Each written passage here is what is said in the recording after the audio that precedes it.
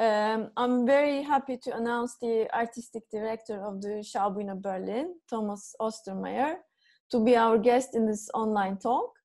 It was so nice that he accepted the invitation, and we are here now and have the chance to talk about the shocking experience we are living as theater makers everywhere in the world. And with this shutdown circumstances, especially theaters as a place of interaction, a meeting point for people, is affected most among other cultural industries. So I like to ask you, Thomas, first, thank you very much, really. The second things, we will be talking now half an hour long, the change that we have confronted as theater people. I would like to know your reaction to pandemic period, in the coronavirus period, and the actions you have taken in Schaubühne. I'm sure you are in the moment of changes. What are the precautions you had to take, and will this change the, of course, the artistic policy? Wow, this is a whole catalog of questions. I mean, what we've all experiencing in the last 2 months is constant change, constant development. When we started with the lockdown, we had to cancel our festival of international new drama, which was to open 2 days later. So 2 days before we had the beginning of our festival, we had to cancel it. When we canceled it, I told the spectators and the medias, we are going to repeat the festival in September. We are bringing it in September, because in the first moment when the lockdown happened, I thought it's a question of a few weeks. Not more than that. Now we are facing a situation where, which is pretty desperate, because we understand that this threat will accompany us for maybe even years. Yeah. There's no more possibility to bring the festival in the fall. We don't even know if we can bring the next edition of the festival in April 21, because we don't know how the situation develops. Then what happened was that I think probably one of the first theaters in the world decided to put all the recordings of the shows, of the famous shows of the last 60 years, where we are lucky enough to have recordings, to put this online and to continue with an online program, which we did. And now we are streaming every night between 6 and midnight another production, which is very professionally done, meaning 95% of the shows are done for television, and the other 5% are done in a professional way. And we have very recent performances which we stream, like even one of my last shows. It was my last show before the lockdown. My last show, which premiered, which is Youth Without God in Salzburg Festival, which we are also streaming, or which we streamed, I think, twice now, which is done in a professional way, even though it's not done for television. And then there is, more or less most of the classics of my period. Even Sascha Waltz contributed. Yeah, I saw Knife in Hands from Baraka. And then very old work, yes, which I also watched and I told myself, oh, luckily you have developed, because I find it a little bit like a beginner's work. And other shows like Hedda Gabler and Richard III and Hamlet and Returning to Reims and so on and so on, and all the famous works of the period of Peter Stein, like the Three Sisters. We had Oresteia. We had a beautiful production of Backchen by Klaus Michael Grüber, The Mother, Per Günd, and so on and so on. So for those who are interested in theater history and in contemporary strong performances, we provided an online program. And since I think it's more than 3 weeks now, we are every day before the streaming, the people have at 6 o'clock the opportunity see another contribution, which is mostly international writers, philosophers, thinkers, writing on their view on the situation, where we had, amongst others, Didier Eribon, Annie Ernaux, Wajdi Mouawad, and a lot of other relevant voices. And I do believe that this promoting of writers and of their view on the situation, for me, is pretty important. And the other thing I'm doing the whole day is trying to invent scenarios how to perform, which concerns the audience, how to respect physical distancing in the audience, how to respect physical Do you work with architects? I mean, to try to create another kind of space? No, we work together with our technical department, which is more engineers, to find a solution.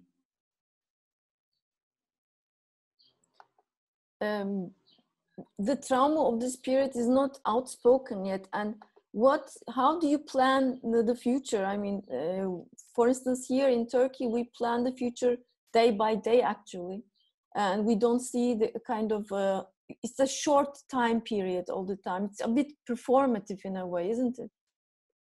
We are planning at the moment to go back in front of an audience mid-October, but we are planning for the beginning to only show monologues. And we are not going back in front of an audience before October because, first of all, till the summer, it's not allowed to perform. After the summer, beginning of September, for the moment it is allowed, but we have a reconstruction of the theater. We have a reconstruction actually of our air condition, which is lucky because this air condition is like state of the art, and air condition is very important now with the virus in order to provide good circulation of the air in a closed space, which reduces the danger of infection. And we are pretty lucky to have this reconstruction. Yes, you're lucky. And there is also a plan also here. We just heard that we are trying also to find ways. But I want to ask you something else. All these repertories, I mean, the archives that is proposed now, and it's online everywhere, Schaubühne, National Theatre, New York, you know, and it's now, it's very easy to access for people all around the world, and also the theatre makers, as you said. now it's the time that everyone is coming together in a way. I mean, having the history very quickly. You know, you get to know the pieces. You don't have to be there in Berlin or in London to see all this. And now I'm online with you. This is very interesting time because the third dimension is in a way got lost, you know, because we are online. But also this parallel way of being together, a kind of is also there.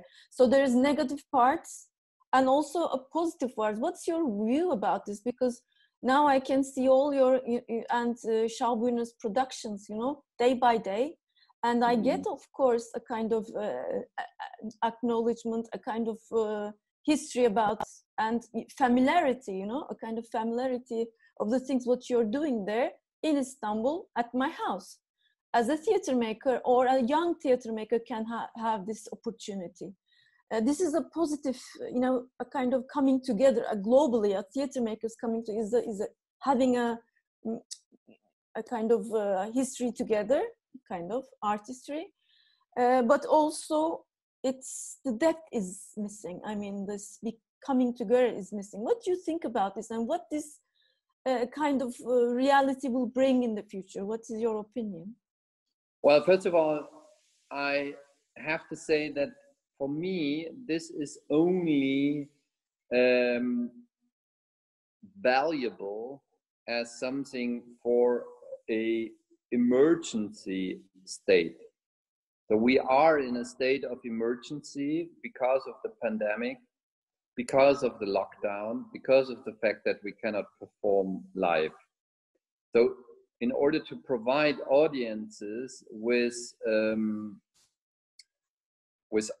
theater, we put this up. But this can only be for a certain period of time. This will never replace theater in general. And of course, this moment of the lockdown and of the break should be for all the privileged people, but also for the privileged and progressive politicians and artists. This should be a period of study. This can be a period where you sharpen your tools of analysis, sharpen your tools of political theory, but also sharpen the tools of your knowledge of the history of the art in general or of the art form you're working in. It's a perfect time for study. It's a perfect time for theory, and hopefully we all leave this crisis more powerful and with a lot more knowledge than before. So we can take advantage out of it. Mm-hmm. Another advantage might be the fact that we share our legacy with other parts of the world. Yes. But we have to be careful, because this is again the history of the powerful, you know. There are beautiful cultural treasures in other parts of the world which are not online because they are living in post-colonial situations and they never had the chance to record their cultural rights. Yes. And their cultural heritage. So they cannot share this with the community. We have to be very careful to tell the history of mankind to be the history of Central Europe, who has a history of theater for a lot of decades or centuries even, and to then believe this is the history of theater. This is not the history of theater. This is the history of a certain privileged part of the world. And why this part of the world is privileged is due to colonial atrocities over the last centuries. So I would also see African, Indian, Arabian, Middle East, Far East, Southeast Asian contributions of their performance culture online, and they are missing. Yes, well, from my perspective, from Istanbul, is also a part is missing. Most of the part is missing. Not only Africa, but also Turkish productions, because we never had the chance to produce it online, like as you said, with, I don't know, many cameras, not only one camera for archive, to see the actors how they worked. I mean, to make them, you know, remember their work. But we never thought, or we had never chance to have this online progressive, you know, kind of brilliant, online theater archives. But then I can also think of, as you said, there is another history is written now online in a way. There is a kind of rush of writing another art history with putting all the archives on, and you know, but this is again one opposite side and one positive side. One positive side is me, like the other countries, like having this opportunity to see how it's evolved. But there is also one thing that, yes, if I see, I mean, one after another good examples of theater, then there is another way of artistry is again proposed. You are right in there, but also I think this kind of communication, not only theater productions, archive productions to be seen, but also these discussions like me and you online is another way that the theater makers can get a kind of connection and a kind of language that they can create again globally, maybe to come together in the future for other proposals, you know. So it's yes, vice versa, you know, one side is many things to think of, yes, as you say, like theory. Tell me, what's the situation in Istanbul? Yes, the private theater situation is very difficult. There is trying still after 3 months of shutdown, we're still trying to find solutions. I am not from the private theater sector, but the private, I'm talking now for them. They're trying to have a kind of ways to survive, actually.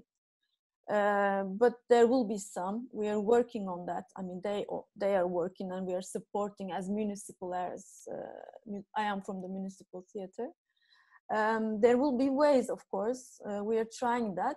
But in Turkey, in Istanbul, I think we have a lot of traumas, one another. I mean, on top of each other. It's economically, culturally, politically, plus the pandemic. So it's a lot of things to have and to talk about. I think after we lived, I mean, the trauma that we live now, we are shut down for, I don't know, my son, the children are shut down for 3 months at houses. So this will be talked about in the future, I think in the near future, and there will be a lot of different texts, I think, to be written, and the theater, the text, the idea of writing will change, I suppose, because yes, from one child's perspective, staying at home like 80 days is something, a big trauma that they're living, and the old people. Do you think that this pandemic will worsen the political situation in Turkey, because they take it as an excuse to have more laws on going out, on military in the street, or what is your situation? It was difficult, and it's getting more difficult. But also, yes, this silence, I don't know what will happen in the future, but the traumas that we are living is not easy. People are mostly trying to have their survival. I mean, this is a survival energy that is now going on, you know, because there is this the real economical crisis there. Even the theater makers are in the crisis. So the first debate is survival debate. Yeah. And when going back in front of an audience? We are thinking because we have a nice air and the hot weather. I think we will have open air proposals, but not like a big coming togethers, like more the small unities, you know, groups of audiences. But open air, the idea is more open air till, I don't know, till October, November. We will push the season, the summer season, let's say, a bit longer, and we'll see. It's the short plans all the time. The plans are.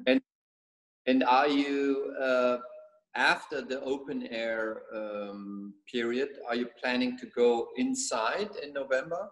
Yes, and we're planning and we're thinking as you are, but maybe seeing what the other examples are in the worldwide, to see how to open the space. Yes, this is thought. I mean, we want to do theater, and we want to create a space so that we can invite also the private sector, the private theaters in, so that we can share the space together. This is one proposals and thinkings that we have. Thoughts. So hope to see you one time, because I know that your touring is ended. I mean, you canceled or postponed your tours. And I think the theater will be more focused now regionally, don't you think? In a period of time. Yeah, this is probably one of the biggest losses for international theater makers, which is, I hardly see a scenario in the close future where we go on a plane and perform on another continent.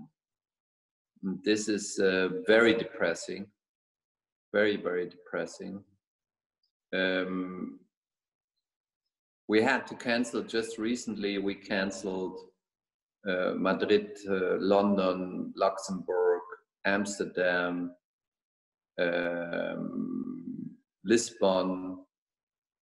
We were supposed to go to New York for the first time was Hamlet, which you in Turkey already saw, I don't know, 5 years ago, 6, 7, 8? I think 2017, that means yes. No. 3. More than 14, 2014, sorry. 6 years. Yes, 14, yeah. Yes, 14, that wow. makes sense. New York will see, won't see now, actually. After 12 years of Hamlet, New York was supposed to see it in this autumn, in November, but no, we cannot go. I mean, it's not officially canceled, but I don't believe we will go there. And but I miss Turkey, to be honest. I miss to perform. We miss you too, Thomas. I know that there was a big discussion around us canceling Richard III, but that was a very difficult time for our two countries, and I had to protect and be responsible. From my side, it's understandable, because you're not only a director, you're also the responsible person for a company. It's true, and we do have in the company, in the technical team, we do have people with a Turkish background, migrational background, and I did not feel that I could assure 100% safety for them. Yes, at that time, I think this Turkish origin journalist was in prison. Yeah, it was difficult times. It is still difficult for us. So yes, hopefully we will, work together again and see you in Istanbul or in Turkey. It would be so, I would be so happy, because for me, Istanbul is one of the most beautiful cities in the world, and I definitely miss it, to be there and to be in front of Turkish audiences. And I don't know if you ever saw this trailer, our video clip about Enemy of the People in Istanbul. Have you seen this? No, the clip, I didn't see it. I will see it now. You can see it. You can see it on our website. Okay. It's constantly, the last few years. You go on Mediathek on the website of the Schaubühne, and then you go on Enemy on People on Tour. Okay. And there you can see a recording, a documentation on Enemy of the People in Istanbul. And this is, wow. This is incredible. What the audience members have been saying already that time, what happened in the audience, amazing, amazing. So this is my recommendation for Turkish audiences. For the time being, being in front of us and waiting to meet again, I recommend every Turkish audience member to go online and see this little clip of 15 minutes. Yes. This is in my mind. I keep it in mind that you're willing to be here again. So we will be in contact, hopefully. But hopefully this pandemic will not so much affect the future more. The future of the theater. So thank you very much, Thomas. Thank you, Emre, and all the best for you and your theater and your country. Thank you. Thank you. Bye bye. Bye bye.